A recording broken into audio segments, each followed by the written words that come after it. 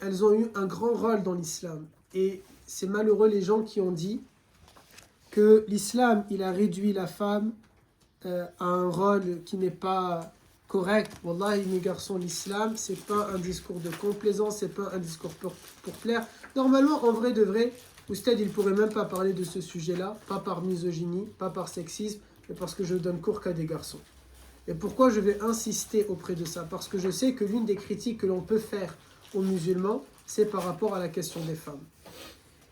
Nous n'avons à rougir de rien, nous n'avons à nous excuser de rien, nous n'avons à nous justifier de rien.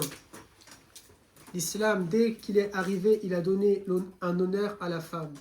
Il y a donné un droit. L'islam est arrivé dans une société dans laquelle la femme était un objet sexuel. L'islam est arrivé dans une société en Arabie où les gens étaient en train de collectionner le nombre de femmes. 50, 40, 30, 100, 200, mathalan. L'islam est arrivé dans un monde où la femme hindoue, on lui disait, si tu veux rentrer au paradis, jette-toi dans un feu. L'islam est arrivé dans un monde où dans le judaïsme, on disait à la femme, tu es une partie de Satan. C'est pas moi qui le dis, c'est la Torah. L'islam est arrivé dans un monde où dans le christianisme, c'est pas moi qui le dis, c'est la Bible. Que c'est à cause d'elle que l'humanité est sur terre parce que c'est Ève qui a mangé de la pomme et qu'elle a incité Adam. Et que Adam, lui, il voulait pas commettre ce péché. C'est pour ça que la pomme, elle est restée coincée ici et que les hommes, maintenant, on a la pomme d'Adam. C'est pas moi qui le dis, c'est la Bible. L'islam, il est arrivé dans une société où en Perse, on peut hériter de la femme. Un fils, son papa, il va mourir, il hérite de sa mère et sa mère, elle devient sa femme. L'islam, il est arrivé dans un monde où la femme, elle n'a pas le droit, en Europe, d'avoir un compte en banque jusqu'en 1945, où la femme, elle n'avait pas le droit d'aller travailler. Il a fallu attendre la Seconde Guerre mondiale et les hommes qui sont morts au front pour demander aux femmes, s'il vous plaît, vous voulez bien venir travailler, on a besoin de reconstruire le pays. L'islam, il est arrivé dans un monde où la femme, elle n'a pas le droit de vote, elle n'a pas le droit de s'exprimer. Il est arrivé dans un monde où la femme ne peut pas parler en public. Il est arrivé dans un monde où la femme ne peut même pas imaginer, rêver quelque chose. Il est arrivé dans un monde où l'Église catholique, elle a fait un conseil, le conseil de Nicée que je vous ai souvent parlé, pour débattre de la question, la femme est-elle un être humain ou pas? L'islam est arrivé dans un monde où l'humanité était en train de la considérer comme étant inférieure à l'homme. C'est pas nous qu'on a inventé ce concept-là. L'islam est arrivé et qu'est-ce qu'il a dit? Kullukum min Adam wa Adam min turab. Vous êtes tous de la terre, vous venez tous de Adam et Adam vient de la terre. Kullukum. L'islam est arrivé et il a dit, l'islam est arrivé, il a donné une sourate, il y a donné le nom les femmes, An-Nisa. L'islam est venu et il a dit قد سمع الله التي تشتكي عن زوجها. Allah Ta'ala au-dessus de nous tous, il a entendu la voix de cette femme-là. Il n'y a pas la question ici de la voix de la femme, elle n'est pas entendue. Non, Allah Ta'ala l'a entendue. L'islam est arrivé et qu'est-ce qu'il a dit? Il n'y a aucun homme qui est maître du paradis, si ce n'est Allah Ta'ala. Mais il y a 4, pas une, pas 2, pas 3, 4 maîtresses au paradis. Saïda Maryam, la mère de Isa. Saïda Assia, la femme de Pharaon. Saïda Fatima, la fille de Nabi alayhi salam. Saïda Khadija radiallahu anha, notre mère, l'épouse du prophète alayhi salam. L'islam est arrivé et il a dit à la femme, dans Dunya nous allons appeler les hommes en fonction du nom de leur père, mais au paradis on les appellera en fonction du nom de leur mère. L'islam est arrivé et il a honoré une femme, Maryam, en portant un enfant immaculé, un enfant qui n'a pas de père. L'islam est arrivé, vous allez me dire les chrétiens aussi avant ça, mais les chrétiens, peut-être, allez, on va leur donner cette petite chose-là.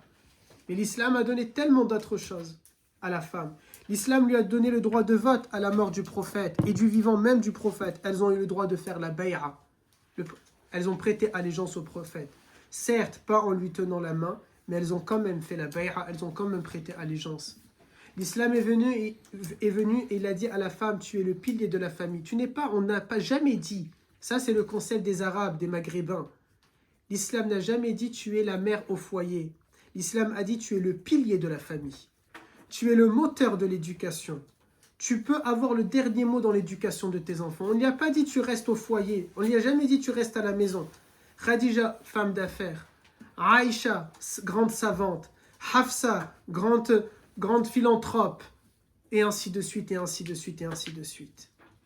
L'islam est arrivé et il a honoré dès le début, alors même que dans certaines sociétés occidentales, et nous sommes des occidentaux, alhamdoulilah, mais nous devons faire une introspection de notre société occidentale.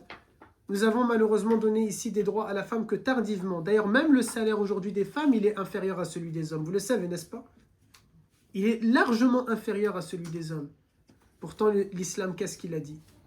L'équité. L'équité. L'islam a fait que Omar ibn Khattab a nommé une femme ministre de l'économie. Dès les premières années après le prophète, alayhi salatu wassalam. L'islam a fait qu'un homme peut espérer, je ne dis pas c'est directement, espérer rentrer au paradis à travers pas l'éducation de ses fils, mais à travers l'éducation de ses filles. L'islam a fait que, elle a dit aux hommes, si tu travailles, ton salaire, il est wajib que tu le dépenses pour ton foyer, c'est une obligation. You have no record for that. Zéro récompense pour ça.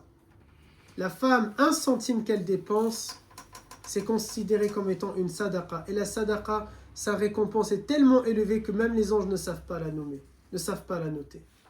L'islam est arrivé et il a interdit à l'homme violent de se marier. L'islam est arrivé et il a mis une limite au nombre de femmes que les hommes avaient en les collectionnant par cinquantaines et soixantaines et soixante-dizaines. L'islam a donné un droit à la femme de divorcer dans une société qui ne lui donnait pas le droit au divorce. L'islam est arrivé et il a dit à la fille, tu as le droit d'aller à l'école et d'apprendre. Et le prophète a commencé avec ça, avec les mères des croyants. On l'a vu dans mon dernier livre sur les mères des croyants. À chaque fois qu'une mère des croyants rentre dans la maison du prophète, le prophète lui nomme une prof particulière. Khawla, bint al-Hakim, apprends-leur. Apprends-leur à écrire. Apprends-leur l'écriture, la lecture et l'écriture. Le prophète a éduqué toutes les mères des croyants pour ça. Alors même que lui ne savait ni lire ni écrire. Mais il a cherché à ce qu'elles savent lire et écrire. À ce qu'elles soient cultivées. L'islam a fait que nous n'avons aucun père dans l'islam. Nous n'avons pas, le prophète n'est pas notre père. Nous pouvons dire notre père spirituel si vous voulez. Notre guide spirituel si vous voulez. Mais elles, les mères des croyants, c'est pas nos mamans spirituelles, hein, ne confondez pas. Ce sont nos mères. Ummahat al-mu'minin. Ce sont nos mères. Elles ont le droit comme ta mère. Tu as des devoirs vis-à-vis d'elles comme ta mère. Ce sont nos mères. La seule différence avec ta mère, c'est qu'elles ne sont pas là, tu les as jamais vues. Mais comme ça peut arriver des personnes qui n'ont jamais vu leur mère et pourtant ils ont véritablement une mère. L'islam est arrivé et a dit à la femme qu'elle a le droit de dire non au mariage. L'islam est arrivé et il a donné la permission à la femme de pouvoir s'élever dans la société. Elle aussi, elle est considérée comme étant une sahabiyya, une compagnonne. L'islam est arrivé et il a dit lorsque Saouda radiallahu anha, rappelez-vous dans le livre, elle va dire, Ya Rasulallah, Ar-rijal, ar-rijal, ar-rijal, tu nous dis tout le temps les hommes, les hommes, les hommes. Et où sont les femmes? Allah Ta'ala, là aussi, il a entendu la parole de Saouda. Al-Muslimoun wal-Muslimat, musulmans et musulmanes. Al-Mu'minoun wal-Mu'minat. Al-Qanitoun wal-Qanitat. Al-Sadiqoun wal-Sadiqat. Al-Khashi'oun wal-Khashi'at. Allah Ta'ala nomme toujours une femelle avec. Mâle, femelle, homme et femme, homme et femme, homme et femme. Allah Ta'ala a placé tellement l'égalité, mes garçons, qu'il a nommé exactement le même nombre de fois, 26 fois le mot homme et 26 fois le mot femme dans le Coran. Exactement de la même manière. L'islam a donné toujours un droit à la femme et le meilleur exemple de cela, c'est Ummahat al-Mu'minin, les mères des croyants. C'est le plus bel exemple que l'on peut citer. Le plus grand exemple que l'on peut citer dans le droit des femmes, ça serait peut-être les mères des croyants. Parce que quand vous regardez les mères des croyants, regardez le livre. Regardez le livre. Qu'est-ce qu'on y apprend? Elles peuvent sortir de chez elles sans la permission du prophète. Elles peuvent dormir chez des copines. Elles reçoivent des amis à la maison. Elles assistent aux cours du prophète. Elles donnent des cours. Elles ont fondé des écoles. Elles ont formé des hommes. Elles se sont levées le matin faire la prière, elles aussi. C'est elles qui nous ont appris notre religion. C'est elles, 80% de notre religion, c'est elles qui nous l'ont enseigné. Les savants comme l'imam Shafi'i, 80 maîtresses il a eu. Les femmes, les femmes, les femmes. Voilà aussi pourquoi lorsque le prophète, alayhi salam, lors de Hajj al-Wada', son dernier pèlerinage, le pèlerinage d'adieu, Iyakum bin Nisa, attention avec les femmes. Le meilleur d'entre vous, c'est celui qui a la meilleure moralité, il nous dit. Et les meilleurs d'entre eux, ce sont les meilleurs avec les femmes. Aïwa mes garçons. C'est pas un discours pour plaire. C'est un discours coranique, c'est un discours prophétique. Maintenant, vous en êtes où par rapport à ça? Parce qu'encore une fois, le but, c'est pas simplement qu'on soit tout content de dire « Eh, regardez, masha'Allah, on est incroyable, n'est-ce pas, avec la question des femmes. Est-ce que vous pouvez nous donner une médaille, le prix Nobel de la paix ?» Non, c'est pas ça l'objectif. L'objectif, c'est que toi, en tant que croyant, qu'est-ce que tu vas faire de cette information-là? Comment maintenant, toi, tu te comportes? Quand monsieur, il décide de laisser sa grande sœur débarrasser parce que c'est une fille, tu es en contradiction avec la parole d'Allah Azza wa Jal. Et en contradiction avec la sunna. Parce que ton bien-aimé, alayhi salatu salam, elle nous dit, Saïda Aïcha, il n'était jamais assis à rien faire. Il fait à manger, il fait le ménage, il repas, j'allais dire, il fait de la couture, il enseigne, il sort, il fait plein d'activités, oui. Nabi alayhi salatu salam était de cette manière-là. Lorsque toi, tu vas te dire, pendant Ramadan, c'est maman qui va faire à manger, ou ta sœur, c'est elle qui pose la table, c'est elle qui débarrasse, c'est elle qui fait la vaisselle, c'est elle. Et elle n'a pas le droit de lire le Coran pendant Ramadan. Elle n'a pas le droit d'avoir un moment de spiritualité. Non, mes garçons, c'est à vous de vous organiser. Vous êtes à peu près à 30 jours de Ramadan. C'est à toi de t'organiser.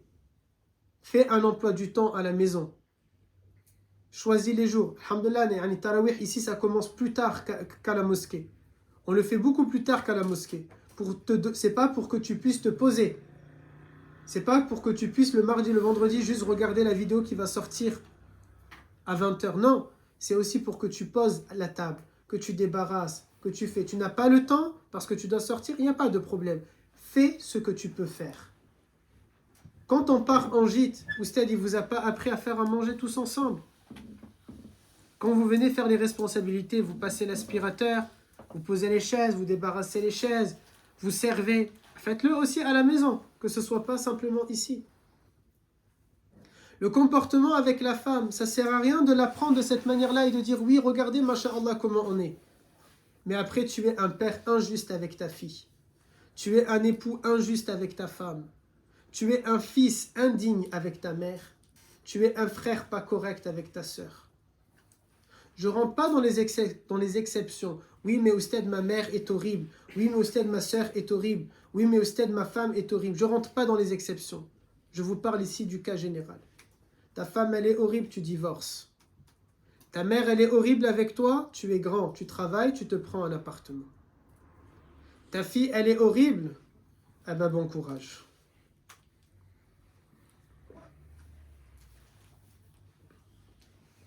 C'est une question? Alors attends. La question des femmes, mes garçons, la question des femmes, c'est ce qui est en train de nous causer un grand tort dans notre communauté. Et comprenez quelque chose. Ce comportement culturel, il est en train de pousser les jeunes filles musulmanes dans les bras de d'autres. Vous comprenez? Il est en train de les pousser vers une société qui n'est pas, vers plutôt des valeurs qui ne sont pas les siennes. Qu'est-ce qu'elle va croire maintenant, la jeune fille musulmane? C'est pas sa faute parfois. Elle pense qu'elle aura plus de liberté ailleurs, parce que l'islam l'a contrainte. Wallahi, l'islam ne l'a pas contrainte. Pas plus qu'à un garçon en tout cas. Pas plus qu'à un garçon. Et à l'inverse, qu'est-ce que cette idée, et qu'est-ce que ces idéaux ont formé et ont donné? À ce que le garçon musulman, il se sente, à cause de la culture, il se sent, ah, masha'Allah, il a bu du Red Bull. Il se sent pousser des ailes. Vous voyez? il se sent gonflé. Et quand il se sent gonflé, il devient misogyne, il devient sexiste, il devient violent, il devient barbare, il devient pervers, il pense que tout lui est acquis. Donc il se permet de siffler sur une fille quand elle est dehors, il se permet de la regarder, il se permet de parler mal d'elle, il se permet de la rabaisser, de l'insulter. Il pense que tout tourne autour de son ombre, il est devenu le centre de la gravité. Non mes garçons, ce n'est pas de cette manière-là. Combien de gens ils ont sali notre religion à cause de la question des femmes? Et ça c'est la culture. Ça c'est la culture. Le poids de la culture. Les mères des croyants, elles ont joué un grand rôle dans la préservation de la sunna. Elles ont joué un grand rôle dans la préservation de l'islam. Elles sont la preuve vivante que l'islam a donné un droit aux femmes et que les femmes doivent réclamer ce droit-là. Elles doivent le réclamer. Ce serait facile pour moi de vous dire, mais c'est la faute des femmes. Je pense que beaucoup de femmes doivent normalement se réveiller, qu'elles doivent se battre, qu'elles doivent gifler certains hommes, qu'elles doivent les remettre à leur place, qu'elles doivent les envoyer en prison, qu'elles doivent porter plainte contre eux. Oui, tout ça, je le crois. Mais ce n'est pas que leur faute. C'est aussi la faute parfois de vous, comment vous avez accepté ce genre d'idée-là. Et toi, à ton échelle, qu'est-ce que toi tu vas faire? Ton père est injuste avec maman. Oui, je vais te le dire clairement. C'est pas un discours que les gens ils vont aimer, mais Oustad, il te le dit clairement. Papa, il est mauvais avec maman. Incite maman à le quitter. Pour qu'il comprenne. Qu'il revienne la tête baissée en train de pleurer. S'il te plaît, je sais pas comment faire la machine à laver. Ne l'accepte jamais. Apprends à ta sœur à répondre. Apprends à ta sœur à remettre les garçons à leur place. Apprends à ta sœur à être une fille qui sait ce qu'elle veut, qui sait ce qu'elle décide. Apprends à ta sœur que l'islam ne l'y a pas contrainte à quoi que ce soit, mais que l'islam l'a honorée. Apprends à ta sœur que le hijab, c'est pas pour la protéger parce qu'on a cru que c'était une fille faible, non. Apprends à ta sœur à être une femme musulmane, à ressembler aux mères des croyants. Le rôle des mères des croyants, il a été là pour ça. Replongez-vous dans le livre qu'on a écrit. Relisez, et lisez en analysant, et lisez en comprenant, et lisez en regardant les situations, en transposant les situations. Khadija, Aïcha, Maïmouna, Saouda, Salama, Hafsa, Zainab bin Khuzaïma, Zainab bin Jahsh, toutes sans exception, elles ont des qualités. Toutes sans exception, elles sont des modèles. Toutes sans exception. Pourquoi le livre d'ailleurs des mères des croyants? Qu'est-ce que je vous ai dit? Je l'ai écrit d'une manière, il faut arrêter de dire les mères des croyants, c'est simplement pour les femmes. Nous tous, nous avons des exemples à tirer de Khawla bint al-Hakim, nous avons des exemples à tirer de Fatima Zahra, des exemples de Ruqayya et de Kulthum, des exemples de Ru'man, des exemples à tirer par exemple de Halima Sa'diya, de Thuwayba, nous avons des exemples à tirer de Amina bint Wahab, nous avons tellement d'exemples à tirer de toutes ces femmes-là, pas simplement que des hommes. Et nos sœurs, elles ont aussi des exemples à tirer de Muhammad alayhi salam, de Omar, de Othman, de Ali, de Abu Bakr, etc., etc. Vous comprenez mes garçons? Saïda Maryam, Saïda Maryam, lorsque on regarde Saïda Maryam, lisez surat Al-Kahf, lisez surat Maryam, lisez surat Ali Imran, lisez ces surats. Regardez comment Allah Ta'ala évoque cette femme-là. Vous pensez qu'Allah Ta'ala a mis un Coran, astaghfirullah, féminin et masculin, une partie réservée aux filles en rose et une partie réservée aux garçons en bleu? Non, le Coran il s'adresse à elle et à toi, à nous et à elle. Il s'adresse à nous tous. Il y a des exemples à tirer des femmes, il y a des exemples à tirer des hommes. Attention à votre comportement, vous, à la maison. Déjà, ça commence chez toi. Chez toi, comment toi tu es avec ta sœur, comment toi tu es avec ta mère, comment toi tu es. Je ne parle pas ici des disputes entre frères et sœurs. Ok? Je ne parle pas de l'injustice qu'il peut y avoir, ta sœur vis-à-vis de toi, toi vis-à-vis. Je ne parle pas de tout ça. Je parle de l'égalité, de l'équité. Je parle du fait que tu n'as pas à te sentir supérieur à elle parce qu'elle c'est une fille et toi tu es un garçon. Je parle du fait que ce n'est pas parce qu'elle c'est la fille, alors elle est obligée de faire. Je te parle pas de tout ça. Ok? Je te parle du fait, plutôt je te parle de ce dernier point. Je te parle du fait que ce n'est pas parce que c'est une fille, elle fait et toi tu fais pas. Je te dis pas non plus que c'est à toi de tout faire et elle, c'est une princesse qui va rien faire. L'équité, ça ne veut pas dire un déséquilibre, ni dans un sens, ni dans un autre. Est-ce que vous saisissez ça, mes garçons? Et c'est très important pour nous dans notre da'wah. Pourquoi? Parce que l'objectif de Ousted, c'est pas simplement de former, je vous ai dit, on l'a mis sur le site, notre objectif, c'est de former une élite sociale, religieuse, économique, citoyenne, spirituelle. L'objectif, je rêve qu'on puisse nous reconnaître au moins un jour cela, parmi tant d'autres choses, bien sûr, ce n'est pas l'unique et seul objectif, mais j'aimerais que parmi les qualités que les gens vont reconnaître en nous, c'est de trouver parmi le fait qu'ils vont trouver des garçons qui sont sincères, droits, loyaux, fidèles, religieux, éduqués, cultivés, riches, de bons citoyens, des modèles, des entrepreneurs ou de bons salariés, de bons employés, des garçons qui ne doivent rien à personne, des garçons qui sont actifs dans la société, des garçons qui contribuent, les meilleurs voisins, les meilleurs collègues, les meilleurs camarades, les meilleurs ceci, parmi toutes ces qualités que Ousted, il rêve que ses fils, ils vont avoir, je veux que l'on reconnaisse demain, masha'Allah, les garçons de la Da'wah by Ousted, ce sont de magnifiques époux, ce sont de magnifiques frères, ce sont de magnifiques fils, ce sont de magnifiques pères. On n'a rien à dire par rapport à ça. Oui, Ousted, il rêve que ta fille demain, elle puisse se dire, je veux un garçon, j'allais dire un mec et j'allais tout détruire là, en disant un mec, je veux un garçon comme mon père. Droit, sérieux, correct, cultivé, intelligent, qui a de l'argent, qui n'a jamais attendu après ma mère pour l'aider à quoi que ce soit. Un père que j'ai jamais vu allongé devant la télé à rien faire. Un père que j'ai toujours vu actif. Un père, je l'ai toujours vu, Amma, il est dans un centre en train de faire da'wah. Amma, il est parti en vacances avec nous. Amma, il est avec ses amis en train de passer un moment. Amma, il est en train de faire un sport. Amma, il est en train de lire un livre. Je ne l'ai pas vu bêtement être allongé en train de jouer à Clash Royale. Et après, Ousted, il le clash de façon royale dans un cours. Je pense que sur ça, Madir, tu as validé la dernière parole. Alhamdulillah, parce que Ousted, il pourrait en parler pendant des heures et des heures. Et c'est l'heure de la pause.